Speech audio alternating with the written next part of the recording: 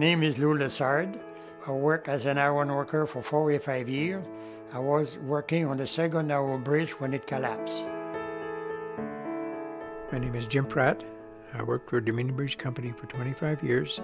The day of the collapse, I was working in the office at Second Hours Bridge. My name is Norm Atkinson. For 50 years, I was an iron worker, and I thought this was the best bridge I've ever worked on. My name's Gary Poirier. I was an iron worker for 33 years, and I was an iron worker the day the Second Arrows Bridge collapsed in 1958. It is now called the Ironworkers Memorial Bridge.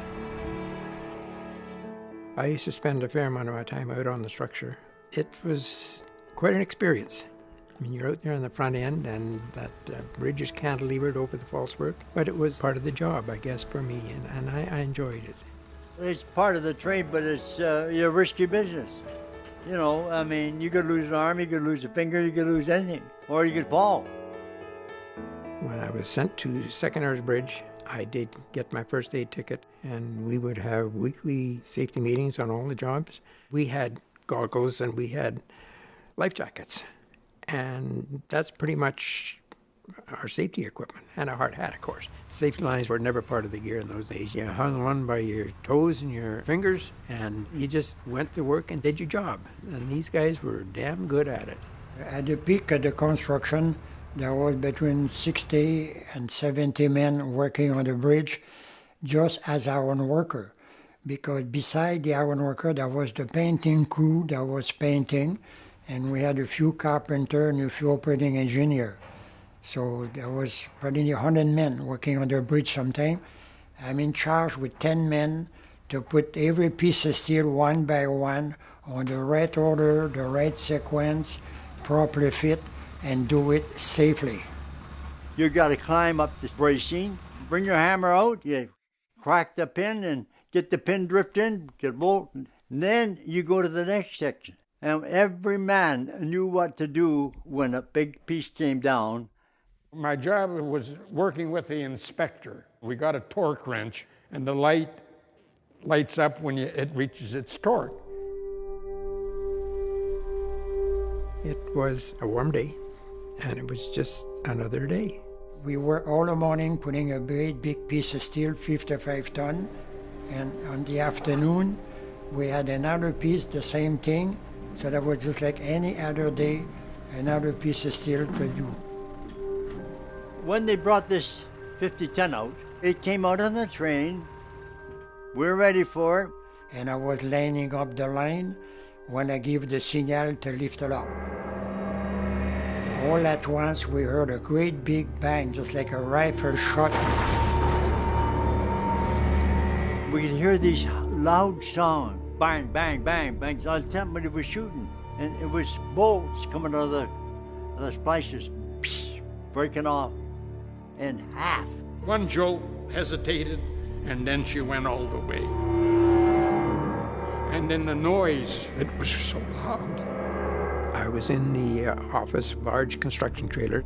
We knew that it was an abnormal sound. The bridge came out from underneath our feet. Then I was just following the locomotive from the deck down to the water. That's about 125 to 150 feet from where I was to the top of the water. We were gone. At Lou Lessard, I talked to gone. We were just like that. And the engineer across the way was giving us a shot through his televate. He said, "Where the hell is the bridge gone?" The first piece of steel that hit the water, that's where I was. We stepped outside, and as soon as we looked to the front of the bridge, we knew there was a problem because the traveler was gone, the locomotive was gone, and people were running back to the office. When I hit the water, I don't really exactly remember. I was running out of air. That was very dirty and mucky because they still mixed the mud on the bottom. Then I didn't know which way to go. I cut my belt loose from all my stuff, all but my buoyancy, and I started this dog paddle to get out. I saw a little bit sun ray coming to the mud. Then I made my way up and saved my own life. It was just bedlam, hollering, screaming, people running. Sadly, there were bodies floating with the life jackets still on. It all just seemed so surreal. The tide was coming in. It carried me to the old Second Narrows Bridge. My life jacket was ripped off of me.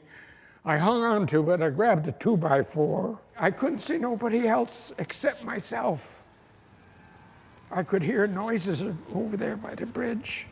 When I came out of the water, I was lost, I was stunned, so I saw some debris floating, and I managed to float until the boat fished me out. They put me on that pontoon, and I stayed there for half an hour to 45 minutes, directing the security there. Oh, God, it was terrible. My body was so sore, and everything was black and blue. And I didn't think I was going to make it. I'm alive. The day after the bridge, I'm on crutches. What could I ask for? I think they say 19 men died that day. It's lots of family, lots of kids and mother and father and brother and friend, and that's affect an awful lots of people. It's a hell of an experience when you're working with somebody who's not there the next day. These are people that I knew, not only them, I knew their families too, I knew their wives, I knew their kids. That's what made it even tougher to know that these really good men were not going home. I don't know if I ever got emotional that day or the next. It was, you were still trying to figure out what the hell happened. And at that time, of course, there was no answers. Spans 4 and 5 of Vancouver's Second Narrows Bridge plunged into the waters of Burrard Inlet this afternoon with a tremendous hiss and a terrible loss of life. The coroner, Glenn MacDonald, asked me to identify the bodies in the morgue, rather than having 18 families line up at the door knowing what they had in store for them. And if I played a small part in relieving them of that anguish and sadness, then fine. About the Royal Commission, at the time I was in hospital during the whole duration until they had the conclusion of it. I was not asked any question. I didn't have the clue what was going on there until I read the report on the paper. The accident at Second Narrows had really nothing to do with safety. It was a calculation error to the web thickness of the grillage that supported the post-work legs. So there was an engineering error, not to check exactly. The two engineers, of course, were both killed, and I can tell you, had they lived, it would have killed them. You have to live with the error that they missed. I got no back feeling, I got no hate for anybody. I accept the situation, and I went back to work with full confidence again. We tore it down, we replace it, we finish it, and no casualty after that. Never lost a man after that.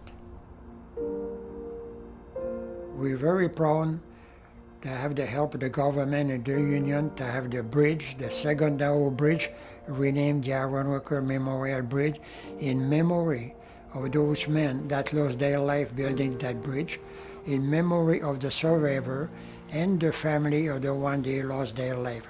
I was at the rededication of the bridge in 1994.